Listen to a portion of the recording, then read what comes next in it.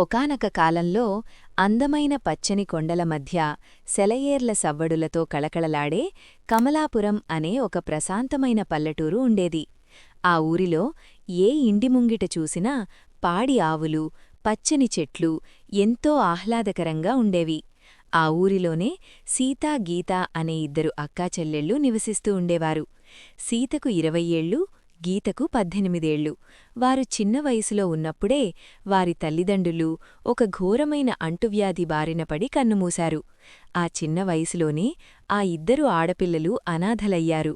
కాని వారి తల్లిదండ్రులు ఆస్తిపాస్తులు ఎక్కువగా ఇవ్వకపోయినా ఒక 2 ఎకరాల సారవంతమైన పొలాన్ని, మంచి సంస్కారాన్ని, ఎవరికీ భయపడని ధైర్యాన్ని మాత్రం ఆస్తిగా ఇచ్చివెళ్లారు. సీత చాలా నెమ్మదస్తురాలు, ఎంతో ఓపికగలది, ఎంతటి కష్టాన్నైనా నవ్వుతూ భరించే తత్వం ఆమెది. ఇక చెల్లెలు గీత చాలా చురుకైనది, తెలివైనది, ఏ సమస్యనైనా తన బుద్ధిబలంతో క్షణాల్లో పరిష్కరించగల సమయస్ఫూర్తి ఆమె సొంతం. ఆ అక్కాచెల్లెళ్ళు ఇద్దరూ తెల్లవారుజామునే నిద్రలేచి ఎంతో కష్టపడి తమకున్న ఆ 2 ఎకరాల పొలంలో వ్యవసాయం చేసుకుంటూ పండిన పంటను అమ్ముకుని ఎంతో నిజాయితీగా, గౌరవప్రదంగా జీవించేవారు. ఊరిలో ఎవరికి ఏ కష్టం వచ్చినా తమకు చేతనైనంత సాయం చేసేవారు. అందుకే ఆ ఊరి ప్రజలందరికీ ఆ ఇద్దరు ఆడపిల్లలు అంటే ఎంతో ప్రేమ, గౌరవం. కాని మంచి ఎక్కడ ఉంటుందో అక్కడ చెడు కూడా కాచుకుని కూర్చుంటుంది కదా. అదే ఊరిలో గజపతి అనే ఒక మోతుబరి జమీందారు ఉండేవాడు. వాడు ఎంత ధనవంతుడో అంత దుర్మార్గుడు. వడ్డీ వ్యాపారం పేరుతో పేద రైతుల భూములను లాక్కోవడం, వారిని బానిసలుగా మార్చుకోవడం వాడి నైజం. గజపతి కన్ను సీతాగీతల పొలం మీద పడింది. ఆ పచ్చని పొలాన్ని ఎలాగైనా తన వశం చేసుకోవాలని వాడి దుర్బుద్ధి ఆలోచించడం మొదలుపెట్టింది. ఆ ఇద్దరు అనాథ ఆడపిల్లలే కదా, వాళ్లను సులభంగా బెదిరించి ఆ పొలాన్ని లాక్కోవచ్చు అని గజపతి తన మనసులో ఒక కుట్ర పన్నాను. ఒకరోజు ఉదయం సీతాగీత తమ పొలంలో కలుపు తీస్తూ ఎంతో ఆనందంగా పాడుకుంటూ పనిలో నిమగ్నమై ఉన్నారు. అకస్మాత్తుగా గజపతి తన 10 మంది అనుచరులతో కలిసి చేతిలో ఒక పాత దస్తావేజు పట్టుకుని ఆ పొలం దగ్గరకు వచ్చాడు. అతని ముఖంలో అహంకారం, కళ్లల్లో క్రూరత్వం స్పష్టంగా కనిపిస్తున్నాయి. ఏ ఆడపిల్లల్లారా, పని ఆపి నేను చెప్పేది వినండి అంటూ గర్జించాడు గజపతి.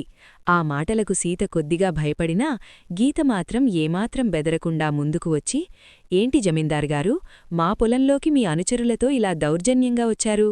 పండించే రైతుకే ఈ భూమి మీద హక్కు ఉంటుంది, మా పొలంలో మీకు పనేంటి అని ధైర్యంగా అడిగింది. గజపతి వెటకారంగా పకపకా నవ్వి, మీ పొలమా? ఎవరి పొలమే పిల్లా? మీ నాన్న చనిపోవడానికి ముందు నా దగ్గర 10,000 రూపాయలు అప్పు తీసుకున్నాడు. ఈ 10 ఏళ్లలో దానికి వడ్డీ, చక్రవడ్డీ కలిసి 25,000 అయ్యింది. ఇదిగో ఈ దస్తావేజు చూడు, మీ నాన్న సంతకం కూడా ఉంది. రేపటిలోగా నా అప్పు తీరుస్తారా, లేక ఈ పొలాన్ని నాకు రాసిచ్చేసి ఈ ఊరు వదిలి వెళ్ళిపోతారా అని బెదిరించాడు. ఆ మాట వినగానే సీత కళ్లమ్మట నీళ్లు తిరిగాయి. మా నాన్న ఎన్నడూ ఎవరి దగ్గర ఒక్క రూపాయి కూడా అప్పు చెయ్యలేదు.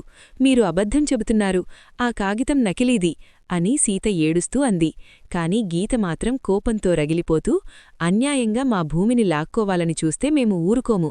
రేపు ఊరి పెద్దల సమక్షంలో పంచాయితీ పెడదాం, మాకు న్యాయం జరుగుతుందన్న నమ్మకం మాకుంది అని సవాలు విసిరింది. ఆ ధైర్యానికి గజపతి లోలోపల ఆశ్చర్యపోయినా పైకి మాత్రం గర్వంగా, సరే, రేపు ఉదయం రచ్చబండ దగ్గరే తేల్చుకుందాం. ఈ ఊరిలో నాకు ఎదురు చెప్పే ధైర్యం ఎవరికుందో నేను చూస్తాను అని గర్వంగా చెప్పి అక్కడి నుండి వెళ్ళిపోయాడు.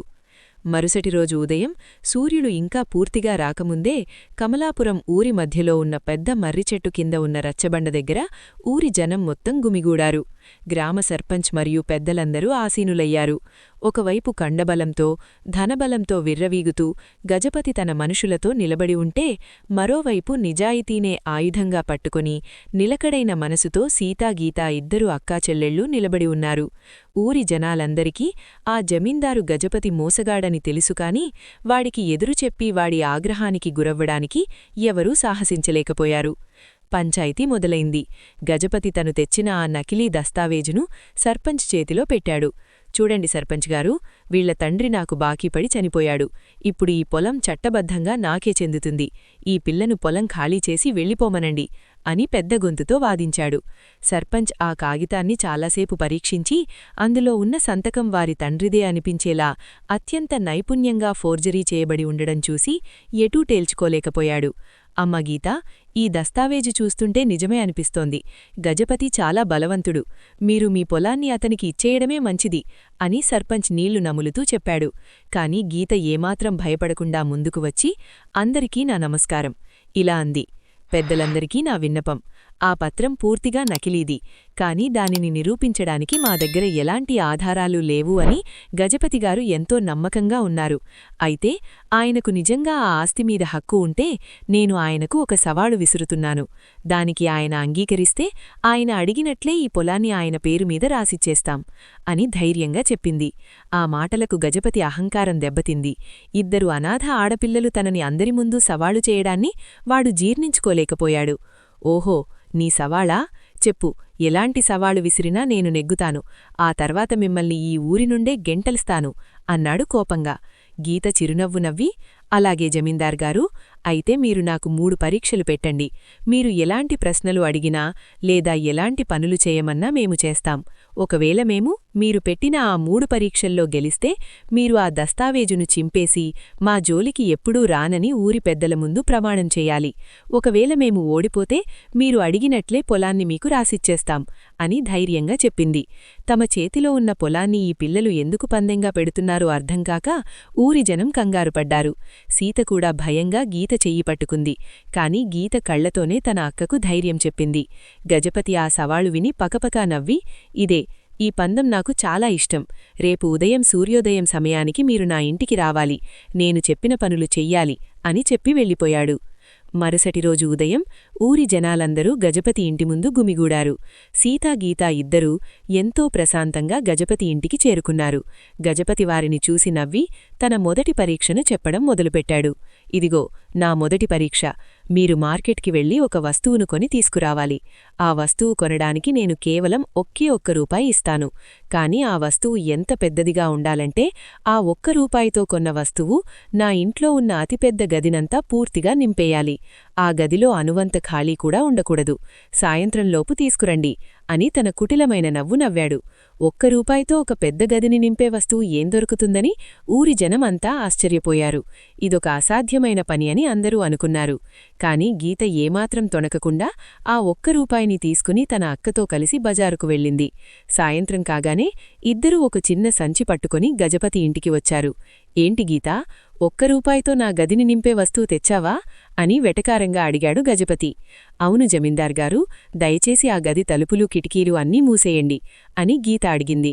అతను అలాగే చేశాడు. ఆ చీకటి గదిలో గీత తన సంచిలో నుండి ₹1కి కొన్న ఒక కొవ్వొత్తిని అంటే దీపాన్ని తీసి దానికి అగ్గిపుల్ల గీసి వెలిగించింది. క్షణాల్లో ఆ చిన్న కొవ్వొత్తి నుండి వచ్చిన వెలుతురు ఆ పెద్ద గదినంతా ఎక్కడా చీకటి లేకుండా పూర్తిగా నింపేసింది. చూశారా జమీందార్గారు, ₹1తో కొన్న ఈ కొవ్వొత్తి వెలుతురు మీ గది మూలమూలలా నిండిపోయింది. మీ మొదటి పరీక్షలో మేము గెలిచాము అని గీత సగర్వంగా చెప్పింది.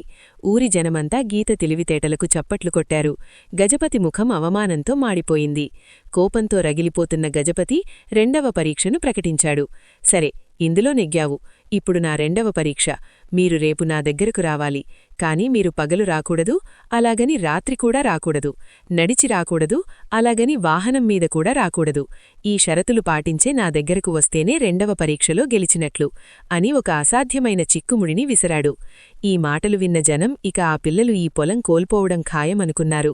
కాని మరుసటి రోజు సూర్యుడు పూర్తిగా అస్తమించని, చీకటి పూర్తిగా పడని సాయంత్రం సంధ్యాసమయంలో, పగలు కాకుండా రాత్రి కాకుండా ఆ సమయంలో గీత ఒక గుర్రం మీద కూర్చుని, కాని తన కాళ్లు గుర్రం మీదగా కాకుండా కింద నేలకు ఆనేలా నడుచుకుంటూ గజపతి ఆవరణలోకి ప్రవేశించింది.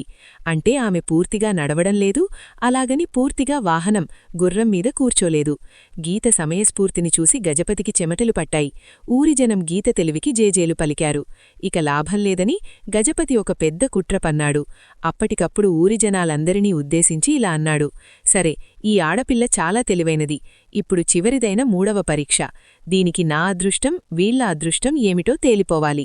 ఇదిగో ఇక్కడ ఒక చిన్న పెట్టె ఉంది. నేను ఇందులో 2 కాగితాలు మడిచివేస్తాను. ఒక కాగితం మీద అప్పు తీరింది అని రాస్తాను, మరో కాగితం మీద పొలం నాది అని రాస్తాను. ఈ గీత వచ్చి కళ్ళు మూసుకొని ఆ పెట్టెలో నుండి ఒక కాగితం తీయాలి. అందులో ఏది రాసి ఉంటే అదే జరుగుతుంది అని చెప్పి ఎవరూ చూడకుండా అత్యంత తెలివిగా ఆ 2 కాగితాల మీద పొలం నాది అని మాత్రమే రాసి పెట్టెలో వేశాడు. అంటే గీత ఏ కాగితం తీసినా పొలం గజపతి పాలవుతుంది. గజపతి చేసిన మోసాన్ని గీత పసిగట్టింది. వాడి కళ్లలోని కుటిలత్వాన్ని అర్థం చేసుకుంది. గీత నెమ్మదిగా నడుచుకుంటూ ఆ పెట్టె దగ్గరకు వెళ్ళింది. కళ్ళు మూసుకొని అందులో నుండి ఒక మడతపెట్టిన కాగితాన్ని తీసింది. ఎవరూ యూహించని విధంగా కళ్ళు తెరిచిన వెంటనే ఆ కాగితాన్ని చదవకుండా నేరుగా తన నోట్లో వేసుకుని మింగేసింది. గజపతి కంగారు పడుతూ, ఏం చేశావ్? కాగితం ఎందుకు మింగావ్? ఇప్పుడందులో ఏం రాసి ఉందో ఎలా తెలుస్తుంది అని అరిచాడు. అప్పుడు గీత అత్యంత ప్రశాంతంగా చిరునవ్వు చిందిస్తూ గ్రామస్తుల వైపు తిరిగి ఇలా అంది, పెద్దలారా, నేను ఏ కాగితం తీశానో ఇప్పుడు చదవడానికి లేదు. కాని జమీందారుగారు ఒక కాగితం మీద అప్పు తీరింది అని, మరో కాగితం మీద పొలం నాది అని రాశారు కదా. ఆ పెట్టెలో ఇంకా మిగిలి ఉన్న 2వ కాగితాన్ని తీసి చదవండి. ఆ 2వ కాగితంలో ఏముందో దానికి వ్యతిరేకమైనదే నేను మింగేసిన మొదటి కాగితంలో ఉన్నట్లు కదా అని చెప్పింది. సర్పంచ్ ముందుకు వచ్చి ఆ పెట్టెలో మిగిలి ఉన్న కాగితాన్ని తీసి చదివాడు. అందులో పొలం నాది అని రాసుంది. ఎందుకంటే గజపతి రెండింట్లోనూ అదే రాశాడు కాబట్టి. సర్పంచ్ గట్టిగా చదువుతూ, పెట్టెలో ఉన్న కాగితంలో పొలం నాది అని ఉంది కాబట్టి గీత తీసి మింగేసిన కాగితంలో ఖచ్చితంగా అప్పు తీరింది అనే రాసి ఉంటుంది. కాబట్టి ఈ పందెంలో గీత గెలిచింది. గజపతి తన దస్తావేజును చింపేసి ఆ పిల్లల జోలికి రాకుండా వెళ్ళిపోవాలి అని తీర్పునిచ్చాడు. తాను తీసిన గోతిలో తానే పడిన గజపతి తన మోసం బయటపడకుండా తలదించుకుని ఆ దస్తావేజును అందరి ముందు చింపి ముక్కలు చేసి అవమానభారంతో అక్కడి నుండి వెళ్ళిపోయాడు. ఊరి జనులందరూ గీతా సీతల తెలివితేటలను, వారి ధైర్యాన్ని వేనోళ్ల కొనియాడారు. కేవలం శారీరక బలం లేదా ధనబలముంటే సరిపోదని, ఆపద సమయంలో నిలకడైన బుద్ధిబలమే మనిషికి అసలైన ఆయుధమని ఆ ఇద్దరు అక్కాచెల్లెళ్ళు నిరూపించారు. ఆ తర్వాత సీతాగీత తమ పొలంలో ఎంతో సంతోషంగా, గౌరవంగా జీవించారు. ఆ ఊరిలో ఏ సమస్య వచ్చినా అందరూ గీత సలహా తీసుకోవడం మొదలుపెట్టారు. చూశారు కదా మిత్రునారా, ఈ కథ ద్వారా మనం నేర్చుకున్న నీతి ఏమిటంటే, కష్టాలు వచ్చినప్పుడు భయపడి పారిపోకూడదు. మనసుని ప్రశాంతంగా ఉంచుకుని సమయస్ఫూర్తితో ఆలోచిస్తే ఎంతటి బలవంతుణ్ణైనా, ఎంతటి మోసగాడినైనా మన బుద్ధిబలంతో సులభంగా ఓడించవచ్చు.